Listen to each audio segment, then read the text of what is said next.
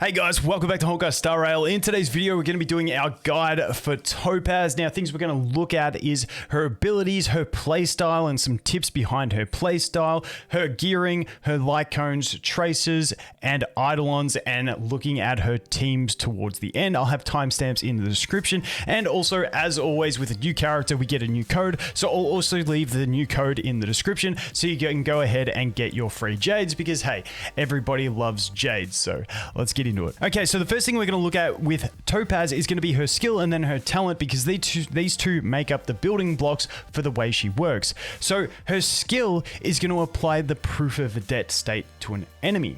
However, at the start of an ally's turn, if there is no enemy with proof of debt, it will be applied to a random enemy. The skill is used to redirect it to a specific enemy that you want to. Now, proof of debt is going to increase the damage taken by that enemy from follow-up attacks from anyone on your team. Now, the other thing that this does is once she redirects that proof of debt, she's going to throw Numby at it and it's going to count as a follow-up attack, and Numby is going to deal damage to that enemy. Then we have her talent. Now, her talent is the part that says at the start of battle, Numby comes in, he's on the turn order, he has an 80 base speed. And when he attacks, he's going to launch it as a follow-up attack, very similar to Jing Yuan's Lightning Lord.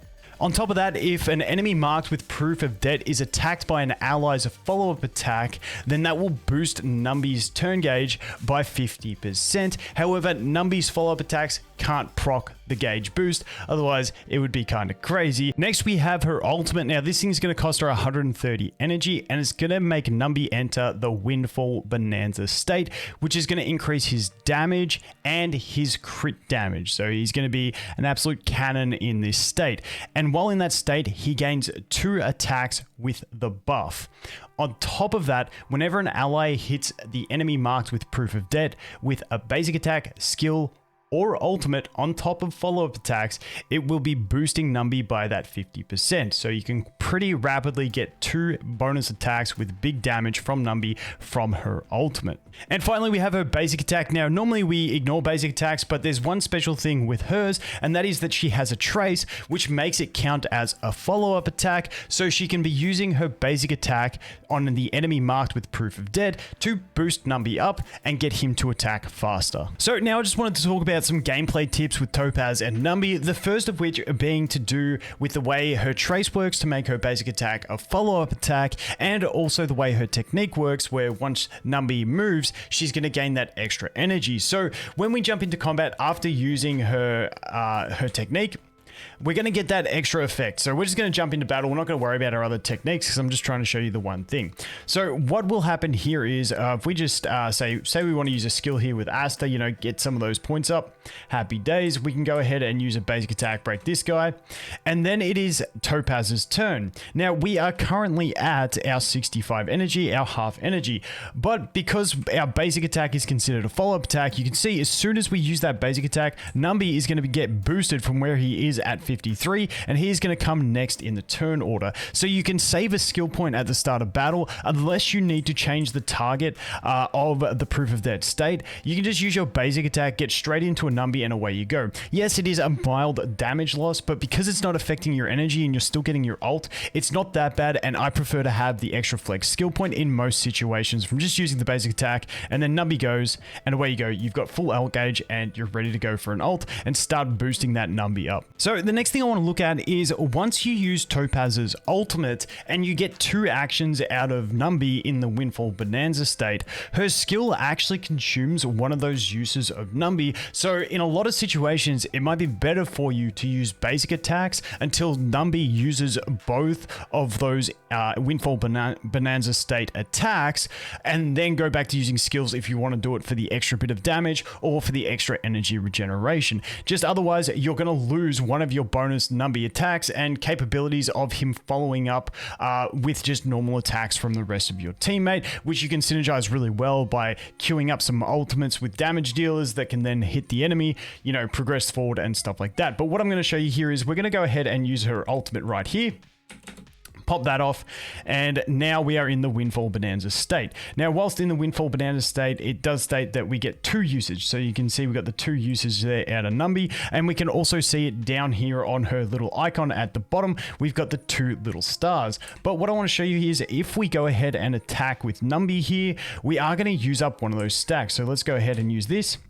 And you'll see here, there goes one of the Numby stacks. Numby gets boosted. There's the second stack. It can be used for some decent burst in that situation because you use one and then you use another one. But now we are out of that Windfall Bonanza state, and we've used up one of those free follow-up attacks that Numby would have normally used by throwing Numby with our skill. Whereas if we had have used our basic attack, we would have done the basic attack, got that damage, then Numby would have attacked, and then we still would have had 2 attacks with our other teammates to go ahead and boost Numby again to get Numby to attack again before it was even Topaz's turn. So up to you, depends on the situation, what kind of burst, what kind of levels you're trying to go for, but it's something to consider. Now, just when we talk about general usage of her basic attack versus skill, you can quite freely, depending on your team, if your other damage dealer wants to use skills every turn, if we're looking at something like a Xuan or something like that, then you can quite freely use her basic attacks. Maybe you need to pop a heal or something like that, and you're getting low on skill points. Her basic attack is perfectly fine. At level 6, it's got a 100% multiplier, whereas her skill at level 8 has a 131%, but they are both considered follow-up attacks, so they're both going to deal pretty nice damage comparable to each other. Now, the one caveat to that is if you do need to redirect the proof of debt target, then you will have to use that skill. And also the skill is going to generate her that extra energy, which can get her to an ult faster, which is going to help damage overall because you have more Windfall Bonanza state. But in general, she's very flexible as a supportive DPS unit for your other follow-up attackers, and you can feel free to use her basic attack if you are worried about skill point consumption. Now let's take a look at her traces. Now the 3 abilities you get are really nice. Increased damage against enemies with fire weakness by 15% is a huge one. Then we have the one, like I mentioned earlier, that makes her basic attacks count as a follow-up. Now this one is very important, but let's face it, you're going to pick up all of them. And then finally we have another one, which is while Numby's in Windfall Bonanza state and attacks, it's going to additionally regenerate 10 energy, which energy regeneration is always welcome. Now as for the skills, you're going to want to upgrade all of them. They all provide damage bonus, even the basic, because you will be using a lot of basics with Topaz depending on the team you're in, and getting that extra damage out of it, considering it will be considered a follow-up attack, is going to be nice. So upgrading everything is going to be the way to go. As for her additional stats, she gets crit rate, she gets fire damage, both are fantastic, and she does get a little bit of HP, which hey, it's not too bad to pick it up because she is kind of squishy. As we move into a relic, she's honestly quite versatile on what she can take. There's a few sets that we can split up between 2s. Now, the 4 set that I recommend if you want to try a 4 set would be the Musketeer of Wildweed, especially if you're using her as a basic attack spamming unit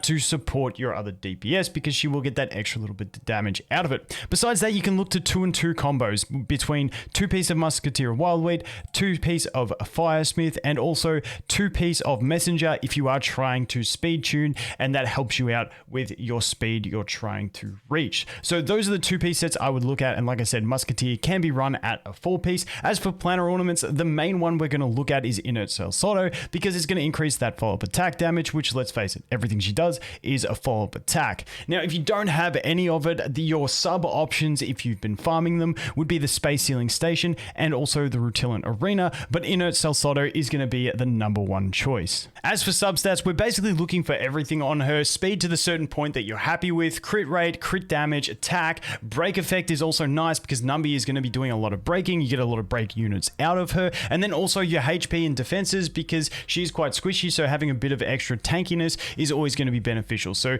she wants a lot of substats. Now for light cones, as you can expect, her signature light cone is going to be her best in slot. It's actually quite cracked for her. You get crit rate, you get follow-up attack damage, and then you get a debuff that you can apply to enemies that's going to increase all the crit damage they take. It's honestly a really cracked one, and if you're going for it, well, I hope you beat the 75-25 pity, but in general, if you are free to play and you're like me and you rather collect characters than light cones, you can get away perfectly well with some of her free to play options. The first of which being Cruising in the Stellar Sea, the Herder's Shop light cone. Because this one is easy to superimposition for players, it is a great option, giving her that extra crit rate, and then you can also get that extra attack bonus for defeating an enemy, and you can sort of tune this one in and play your manual strats to try and get that attack buff. Even if she is being used as a supportive DPS, she can sometimes land those kills and get that attack buff on top of it. Now, the other one is going to be a sword play. Now, this one I really like for Topaz. The way Numby attacks, you're going to instant stack this and get your max benefit out of it. And on top of that, when we compare this one to Cruising in the Stellar Sea,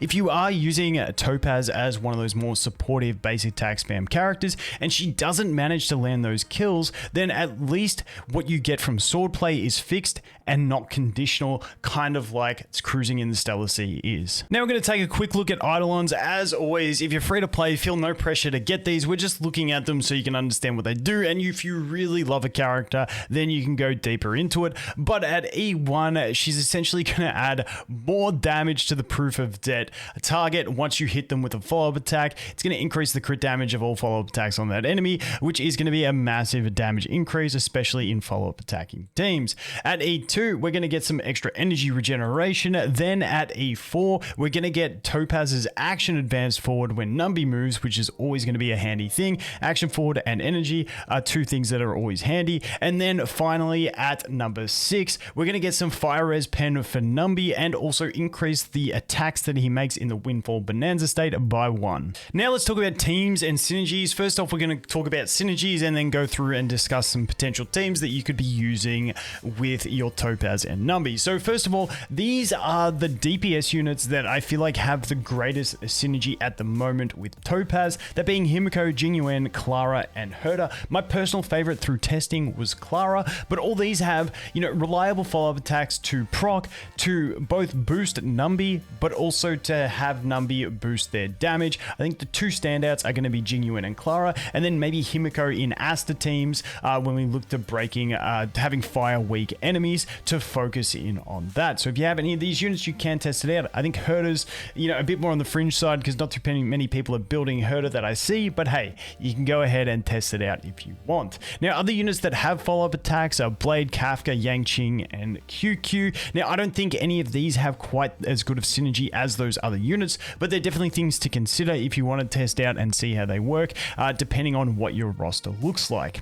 Now, as we move on from that, we have some supportive type units, some key units that I want to mention with their synergies with it. Now, the first one I want to talk about is Lynx as a sustain unit because she is a 4-star sustain unit that is more accessible to a lot of people. Obviously, when we look at the other solo sustain units that we have in the game, your Loaches, your Fu Xuans, they're going to be strong in just about any team. But I want to talk about Lynx because when we look at the Clara team in particular, we do have a great synergy there where we can put the aggro onto the Clara, make sure she gets focused with attacks, which means that she's going to be landing her follow-up attacks more often, and it's just basically a nice combo to play with it. Now, March is another one that I love. March has the follow-up attack synergy. She can apply shields to, once again, your Clara or whoever you need to. She can apply it to herself if you're using in that type of team, but she can run as a solo sustain, especially if you have Eidolons. However, you've got to make sure you don't have too much AoE on the enemy team. It's a bit more niche, but you can get your additional little follow-up attack to boost Numby in it, but it's much more of a niche play. Then we have Asta. Asta just has that good synergy of increasing fire damage for your allies. She also helps with fire break if we've got fire weak enemies, and she's an all-around great support. And because often when we look to these Topaz teams, we're running a follow-up attack DPS units along with Topaz, so we kind of had that main DPS sub DPS thing going on. And Asta, compared to something like Ting Yun, Asta's going to provide that attack buff, that speed buff for everyone, not just the one character. Then the last one I want to mention is Silverwolf. Silverwolf can tech into teams. In general, I don't recommend Silverwolf because I just find that Silverwolf, especially when we look at Memory of Chaos and stuff like that, is probably going to be better placed in your other team.